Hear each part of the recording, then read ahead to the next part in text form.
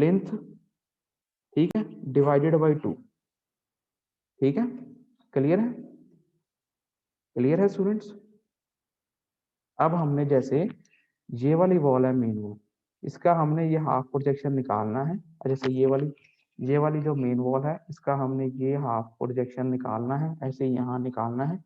तो इसका half projection कैसे निकलेगा, इस वॉल की इस ये जो हम एक्सकवेशन ट्रेंच इसके लिए बना रहे हैं, इसका एक्सकवेशन ट्रेंच की विड्थ कितनी गिवन है हमारे को, इसकी एक्सकवेशन ट्रेंच की विड्थ कितनी गिवन है हमारे को।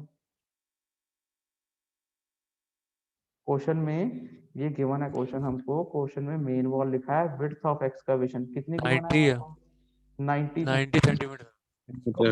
जब हम इसका हाफ प्रोजेक्शन निकालेंगे तो हम क्या निकलेंगे, half projection of excavation for main wall. 30 width of the foundation trench कितना लिखा जाएगा यहाँ पे, 0.9 ना, minus 0.3 minus thickness of the wall above plinth. अब हम ये मेन वॉल की बात कर रहे हैं, तो प्लिंथ के ऊपर इसकी थिकनेस कितनी है, 0.3। 30 सेंटीमीटर। हाँ जी, तो माइनस यहाँ पर 0.3 डिवाइडेड बाई 2, क्या वैल्यू आई है, 0.3। सबको समझ आ गया ये कैसे आया, 0.30 मीटर, यूनिट साथ में बोल रहे हैं, ये 0.3 ये कैसे आया, सबको पता लग गया। जी सर। ये स्टूडेंट इसलिए निकाल रहा हूं मैं, ताकि मेरे को जो चाहिए वो क्या चाहिए, मुझे यहाँ से लेके यहाँ तक की लेंथ चाहिए। अब मेरे पास यहाँ से लेके यहाँ तक की लेंथ तो है, मुझे ये लेंथ भी चाहिए और ये लेंथ भी चाहिए।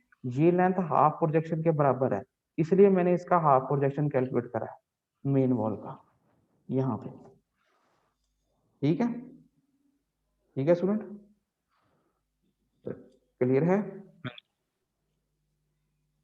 हाँ जी सर। ये पता लग गया क्यों किया, ये क्यों निकाला।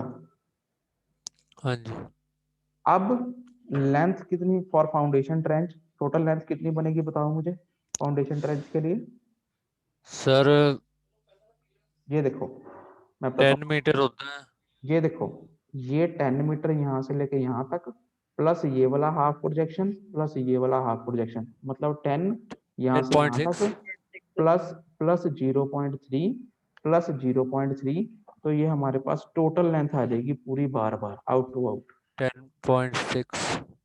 तो अगर हम इसको लिखेंगे तो कैसे लिखेंगे, length of the main wall is, ये हम एक्सकवेशन फॉर फाउंडेशन कर रहे हैं, length of the main wall वो कैसे आएगी, यहाँ लिख रहा हूँ मैं 10 मीटर प्लस 0.3। अब ये देखो 10 मीटर ये है, इसके अंदर यहाँ से हाफ प्रोजेक्शन ऐड कर लिया और यहाँ से हाफ प्रोजेक्शन ऐड कर लिया, 10 मीटर प्लस 0.3 प्लस 0.3, ताकि आउट टू आउट लेंथ आ जाए, ये आ गई 10.6 मीटर।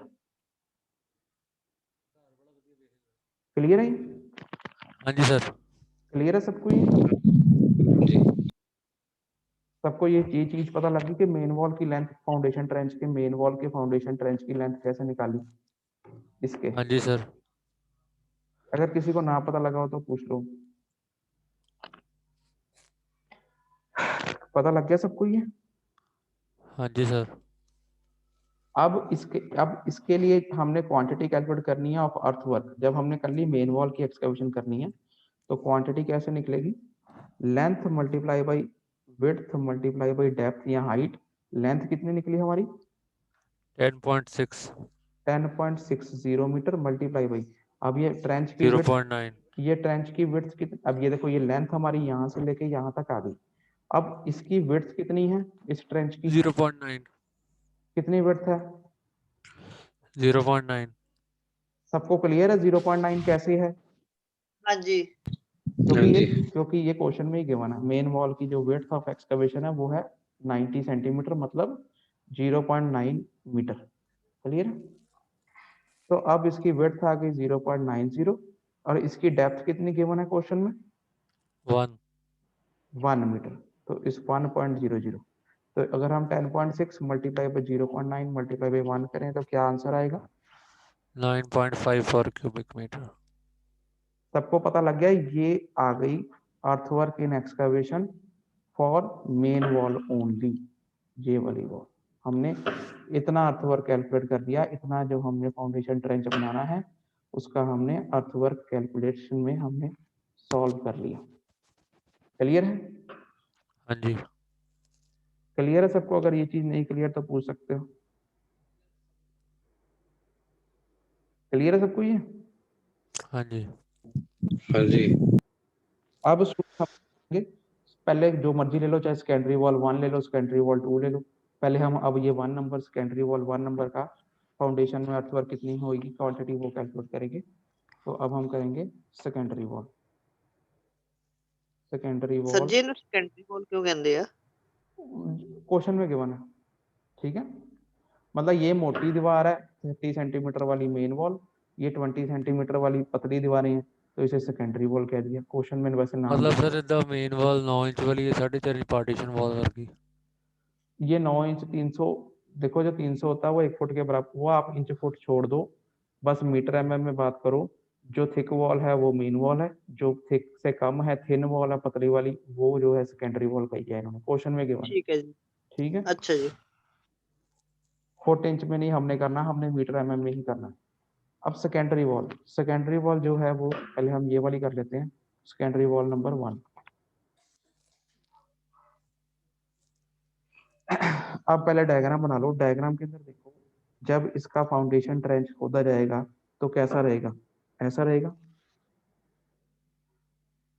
देखो ये डायग्राम आपने खुद इमेजिन करने हैं, ये बने बनाए तो मिलने नहीं है, तो इमेजिन करने पड़ने हैं आपको। ऐसे बना के कर लोगे तो अच्छी बात है, वैसे इमेजिन कर लोगे तो इमेजिन कर लो। ठीक है, क्लियर है? अब हाँ जी। हाँ जी सर। अब इस ट्रेंच की लेंथ निकालनी है, मतलब यहां से लेके यहां तक की लेंथ निकालनी है आउट टू आउट। ठीक है, तो वो कैसे निकलेगी? उसके लिए अब हमें देखो, यहां से लेके यहां तक की लेंथ तो पता है कितनी है, तब यहां से लेके 10 यहां तक की लेंथ 10 मीटर। ये तो गिवन है, यहाँ से लेके यहाँ तक की लेंथ 10 मीटर है। हाँ जी। अब हमें हाँ ये जी। वाला हाफ प्रोजेक्शन भी ऐड करना है, ये वाला हाफ प्रोजेक्शन भी ऐड करना है ना। हाँ जी।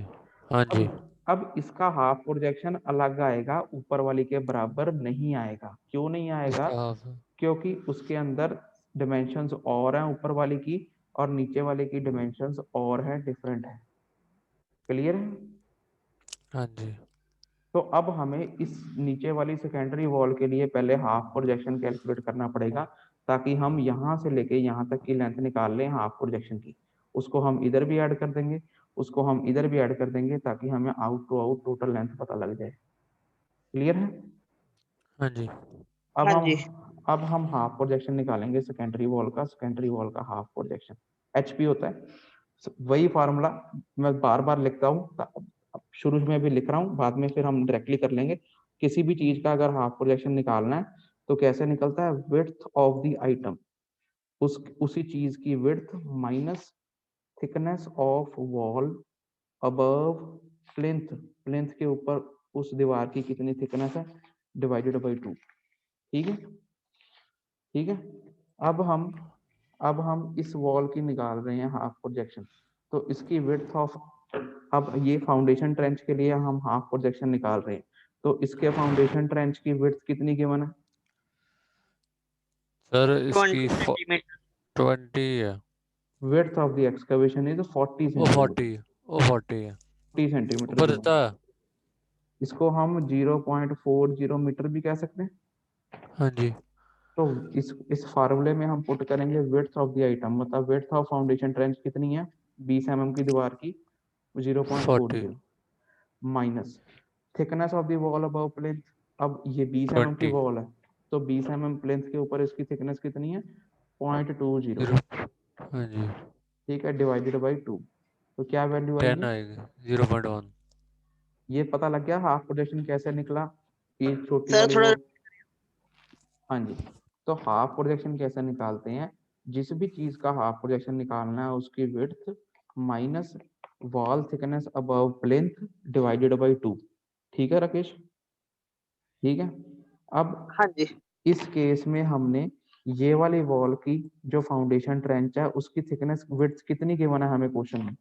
Secondary wall width of excavation is 40 centimetre.